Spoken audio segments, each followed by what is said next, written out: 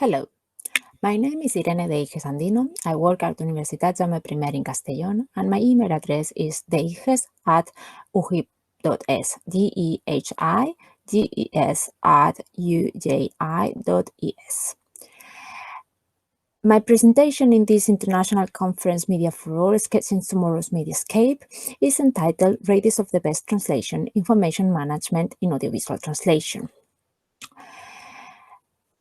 The starting point of this research was my reflection on the wide variety of topics which characterizes audiovisual translations and how we as trainers teach audiovisual translators to be able to translate from this wide variety of topics. These topics and this wide variety of topics is reflected in the selection of films and TV programs I have included in this slide, sorry. So, for example, we have the posters of two nominated films for the Oscars, such as The Irishman, in which three men are standing, or Ford versus Ferrari, in which Matt Damon and Christian Bale star in this film on cars. Then I have also included the Oscar nominated for documentary for Sama, in which a woman records her life in Syria. Then we have the TV series Chernobyl, in which some technicians try to solve the problem of this nuclear station. And in the TV series from National Geographic, Air Crash Investigation. So, for example, we may have two birds flying towards a plane, such as included in this poster, which may cause an accident. So very different terminology, and how is this dealt in translation and in translation training. First of all, I analyze how information management is taught in Spanish translation training, and I observed that it is a compulsory course on their first or second year, which deals with basic skills on information literacy, such as information management in itself, but also critical analysis of resources. How is this done in audiovisual translation courses? How is information management taught? Well, this competence is often taken for granted during the specialized training.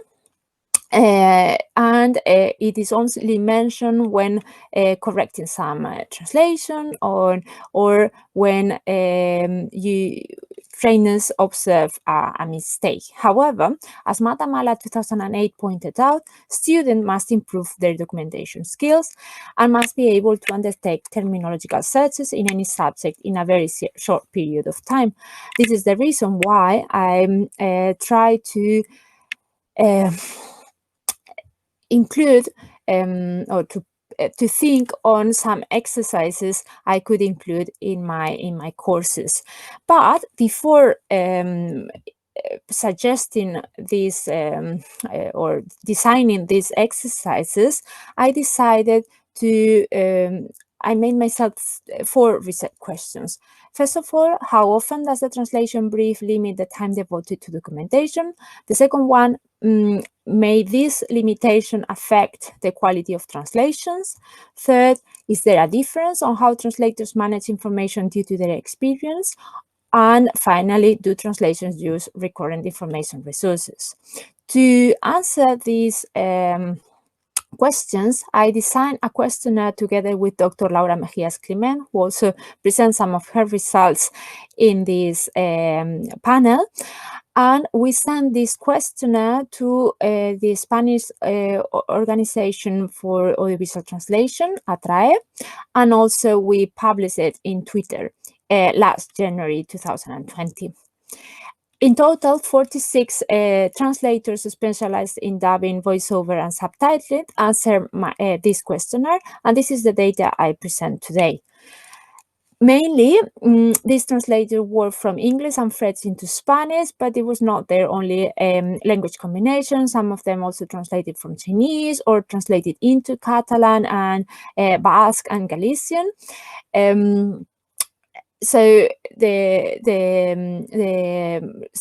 But even though they had very different language combination, we observed some tendencies and trends on their documentation processes. First of all, I asked them on their perception on the time they had for documentation. So whether they sometimes had time for documentation or always. None of them answered that they always have time for documentation, and most of them, nearly 50%, 47.83%, mentioned that they sometimes have time for documentation. And then even 2 of them suggested that they never have time for documentation. The rest of translators selected that they rarely have time for documentation, or the contrary, that they very often have time for documentation.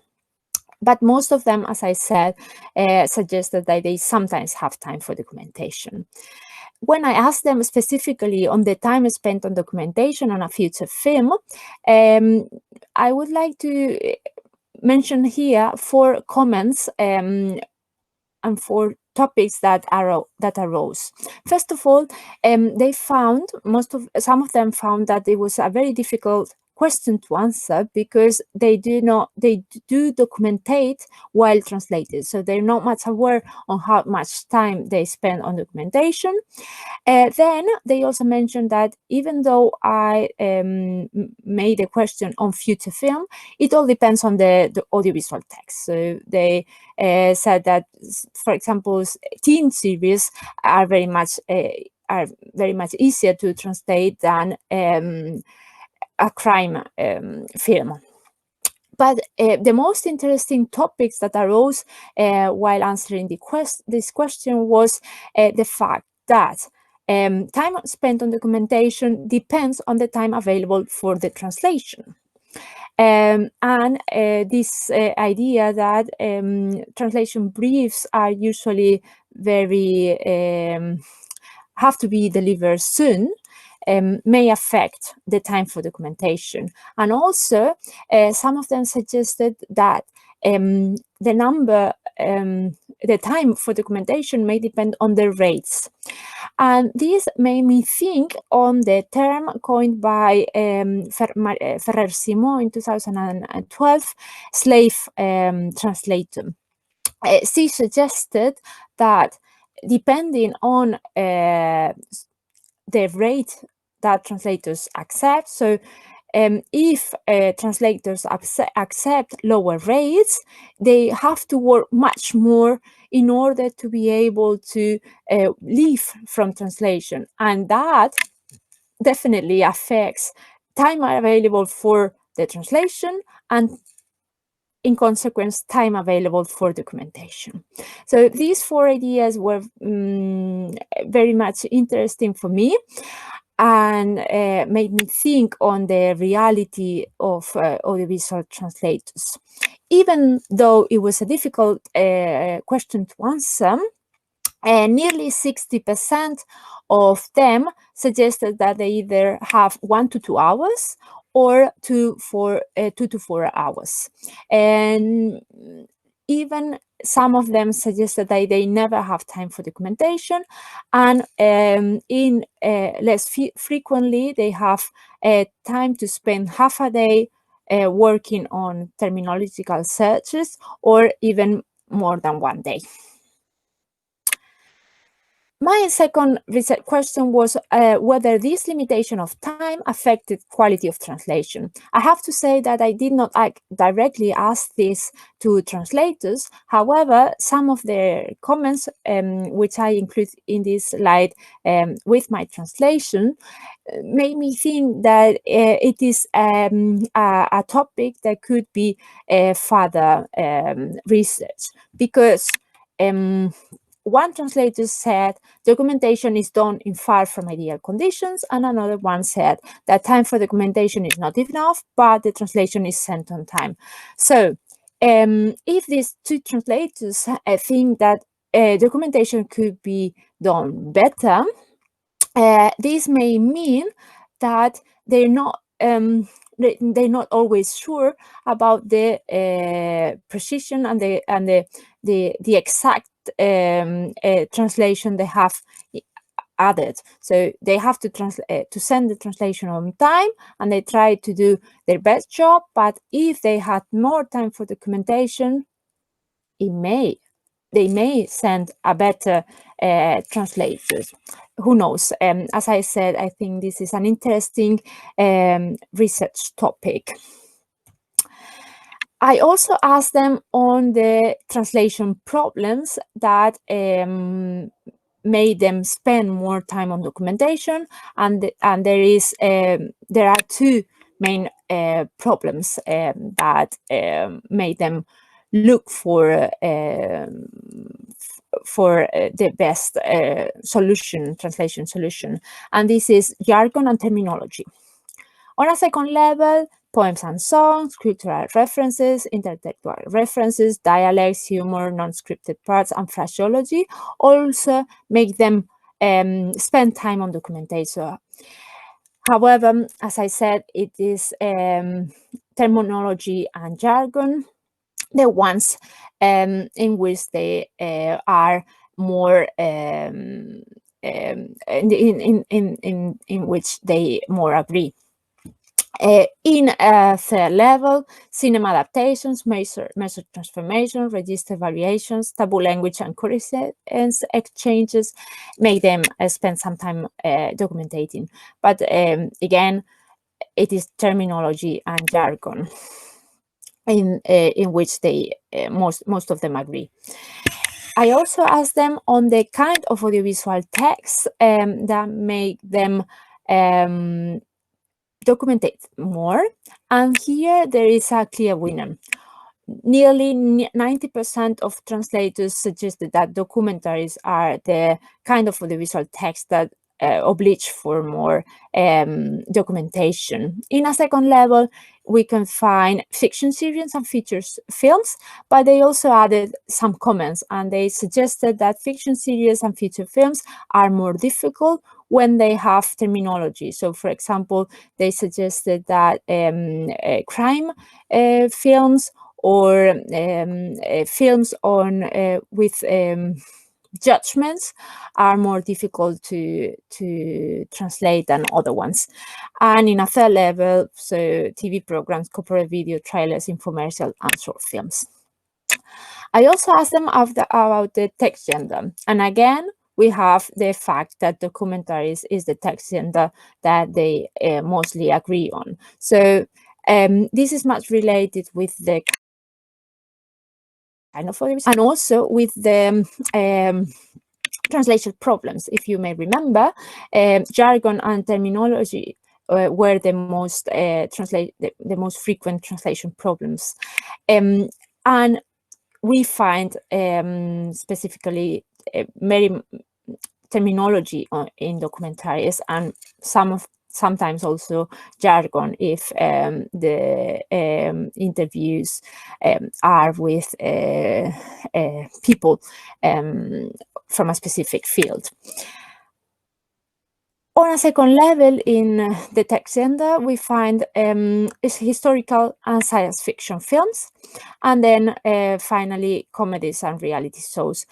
There were more text gender, such as cartoons and late night shows, etc. but their selection was rather anecdotal. Just 1 or 2 translators chose them. So I present here the most relevant data of this question. As you may remember, my third research question was whether time for documentation depends on experience. So I wonder whether new translators or translators with less experience have less time for documentation, and more experienced translators can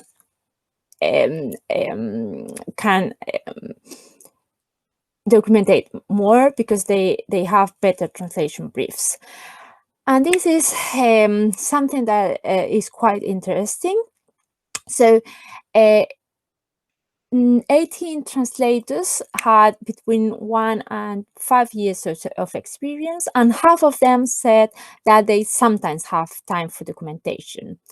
A third even mentioned that they really have time for documentation, and some of them, I think it was 2 of them, said that they never have time for documentation. Only 11.11% suggested that they very often have time for documentation. When looking at the data from the 19 translators with 6 to 15 years of experience, again, most of them, 52.63%, suggest that they sometimes have time for documentation, but we observe a decrease on the translators on the number of translators who rarely have time for documentation, and an increase on the number of translations who very often have time for documentation. And none of these translators suggested that they never have time for documentation. When looking at the data from the 9 translators with 16 to 30 years of experience, again, the number of them, the percentage of them who suggest that they very often have time for documentation increases to 54%, and the ones who sometimes have time for documentation decreases. As it may seem, there is a difference on the time for documentation depending on experience. And I also asked them about the format of information sources, and I present here the data according to the experience. So all of them use internet, but we observe that the use of experts is included in both in all years of experience, but the use of paper sources of information is only used by translators with 16 to 30 years of experience. No paper information sources are used by translators with less experience, with 1 to 5 years of experience. I present now my conclusions on this research. Regarding research question 1 and 2, I do think that time and rates affect the documentation process, although it is not so much explored how it may affect quality, and that could be a future line of research. I would say that time for documentation increases with the years of experience, so there is a difference depending on that.